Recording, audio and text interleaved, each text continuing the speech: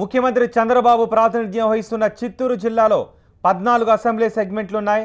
చిత్తూరు జిల్లాలో మొత్తం 31,83,187 మంది ఓటర్లు ఉన్నారు. 11వ తేదీన ఓటేయడానికి సిద్ధంగా ఉన్నారు వీళ్ళంతా. వీరిలో 15,77,116 మంది పురుషులైతే 16,05,734 మంది మహిళా ఓటర్లు ఉన్నారు. 337 మంది థర్డ్ జెండర్ ఓటర్లు ఉన్నారు. చిత్తూరు జిల్లాలో ఎన్నికల నిర్వహణ సాఫీగా సాగేందుకు 3,800 పోలింగ్ కేంద్రాలను ఎన్నికల కమిషన్ సిద్ధం చేసింది. చిత్తూరులో పోలింగ్ ఏర్పాట్లపై పూర్తి సమాచారం మా ప్రతినిధి రాజు అందిస్తారు. రాజు,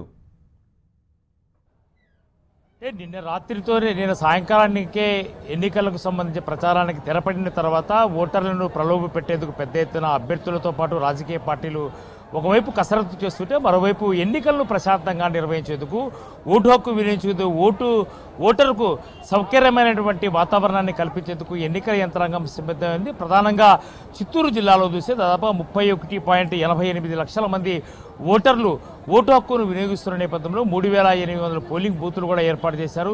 9,000 మంది పోలీసులు అయితే ప్రశాంతంగా ఎన్నికలు నిర్వహించాలి అని ఇప్పటికే ఎన్నికల కమిషన్ విస్తృతమైన ఏర్పాట్లే చిత్తూరు జిల్లా అంతటా చేసింది. అయితే దాదాపుగా 14 అసెంబ్లీ స్థానాల్లో 181 మంది అభ్యర్థుల భవితవ్యాన్ని తేల్చేందుకు రేపు ఉదయం 7 గంటల నుంచే పోలింగ్ బూతుల దగ్గరికి, పోలింగ్ స్టేషన్ దగ్గరికి చేరుకునేందుకు ఓటర్లకు అన్ని రకాల సౌకర్యాలను ప్రశాంతంగా ఏ రకమైనటువంటి భయము లేకుండా ఓటు హక్కు వినియోగించుకునేందుకు ఏర్పాట్లు చేసిన కొన్ని సమస్యాత్మక ప్రాంతాలని గుర్తించారు. 525 సమస్యాత్మక ప్రాంతాల్లో పటిష్టమైన బందోబస్తు ఉంది. 6,000 మందికి పైగానే ఇప్పటికే నేర చరిత్ర ఉన్నటువంటి వారిపైన బైండోవర్ కేసులు పెట్టారు. అయితే అభ్యర్థులు ఇప్పటికే పెద్ద ఎత్తున ఈసారి చాలా ప్రతిష్టాత్మకంగా ఎన్నికల్ని తీసుకుంటున్న నేపథ్యంలో ప్రధాన రాజకీయ పార్టీలు అయితే మాత్రము ప్రతి ఓటును చాలా కీలకంగానే భావిస్తున్నారు. మరోవైపు ఓటర్లు కూడా ఓటు హక్కు వినియోగించేందుకు ఏ రకమైనటువంటి ఆసక్తి కనపరుస్తున్నారో, ఓటు వేసేందుకు కూడా, ఓటు వేపించేందుకు కూడా, ఓటర్లని ప్రలోభ పెట్టేందుకు కూడా,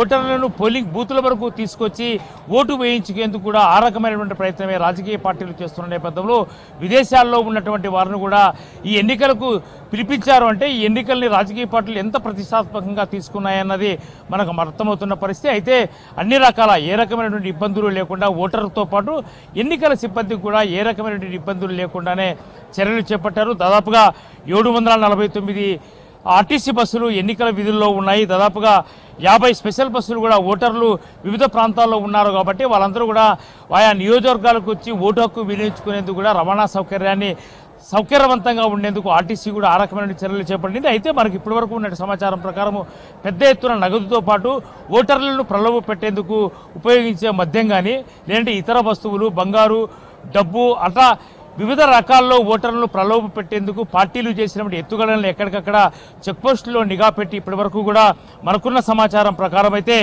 దాదాపుగా 8 కోట్ల రూపాయలకు పైగానే ఇప్పటి వరకు కూడా నగదును సీజ్ చేశారు. 3 కోట్ల రూపాయలు విలువ చేసే మద్యాన్ని సీజ్ చేశారు. దాదాపుగా 6 కోట్ల రూపాయలు విలువ చేసే వస్తువులు కానీ, బంగారు నగలు కానీ ఇలాంటివన్నీ కూడా సీజ్ చేసిన నేపథ్యంలో ముఖ్యమంత్రి సొంత జిల్లా, మరోవైపు ఇక్కడ ప్రధాన 2 రాజకీయ పార్టీలకు సంబంధించినటువంటి హేమాహేమీలు బరిలో ఉన్న నేపథ్యంలో ఎక్కడా గొడవలు జరగకుండా ఉండేందుకు పోలీస్ యంత్రాంగం అయితే సమాయత్తమైంది. మరోవైపు ఎన్నికల నిర్వహణ కూడా చాలా ప్రతిష్టాత్మకంగా తీసుకున్న ఎన్నికల కమిషన్ ప్రశాంతంగా ఎన్నికలు నిర్వహించేందుకు అన్ని ఏర్పాట్లు చేసిన పరిస్థితి చిత్తూరు జిల్లాలో కనిపిస్తోంది.